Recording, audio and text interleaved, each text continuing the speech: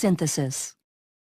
Within eukaryotic photosynthetic organisms, also known as photoautotrophs, the chemical reactions of photosynthesis occur within plant cells in specialized structures known as chloroplasts.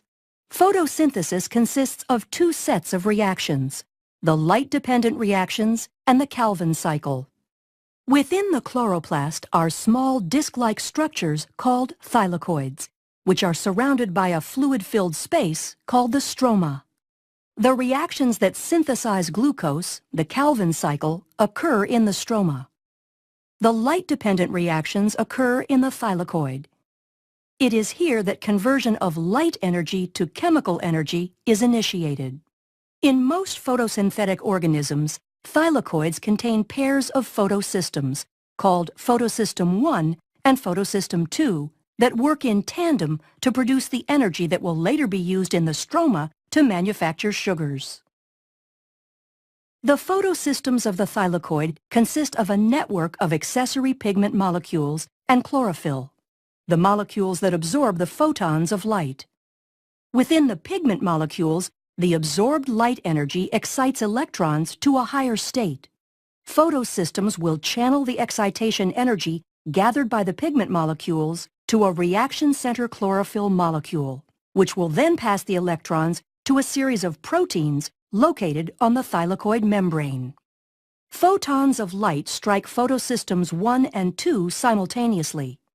We will examine what happens with the photons striking photosystem 2 first.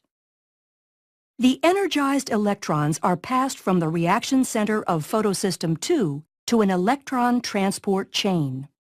The electrons lost by photosystem 2 are replaced by a process called photolysis, which involves the oxidation of a water molecule producing free electrons and oxygen gas.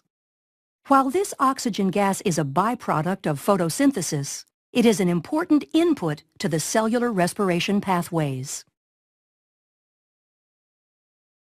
As electrons pass through the electron transport chain, the energy from the electron is used to pump hydrogen ions from the stroma to the thylakoid, creating a concentration gradient. This gradient powers a protein called ATP synthase, which phosphorylates ADP to form ATP. The low-energy electrons leaving photosystem 2 are shuttled to photosystem 1. Within photosystem 1, low-energy electrons are re-energized and are passed through an electron transport chain where they are used to reduce the electron carrier NADP+ to NADPH.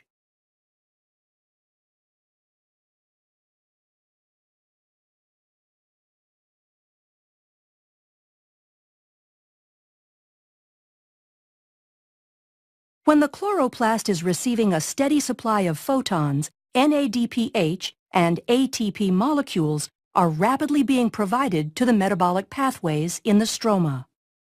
Therefore, the ATP and NADPH formed during the light-dependent reactions are used in the stroma to fuel the Calvin cycle reactions. The Calvin cycle consists of a series of reactions that reduce carbon dioxide to produce the carbohydrate glyceraldehyde 3-phosphate. The cycle consists of 3 steps, the first of which is carbon fixation. In this step, carbon dioxide is attached to ribulose 1,5-bisphosphate, resulting in a 6-carbon molecule that splits into 2 3-carbon molecules.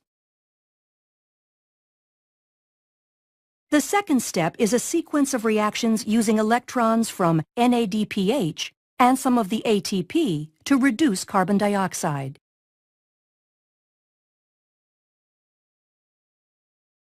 In the final step, ribulose 1,5-bisphosphate is regenerated. For every 3 turns of the cycle, 5 molecules of glyceraldehyde 3-phosphate are used to reform 3 molecules of ribulose 1,5-bisphosphate. The remaining glyceraldehyde 3-phosphate is then used to make glucose, fatty acids, or glycerol. It takes 2 molecules of glyceraldehyde 3-phosphate to make 1 molecule of glucose phosphate. Thus, the Calvin cycle has to run 6 times to produce 1 molecule of glucose.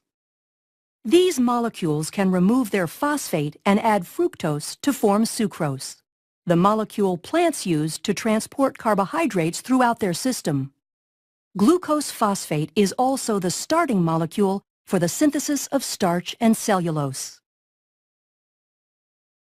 Plants produce sugars to use as storage molecules and structural components for their own benefit.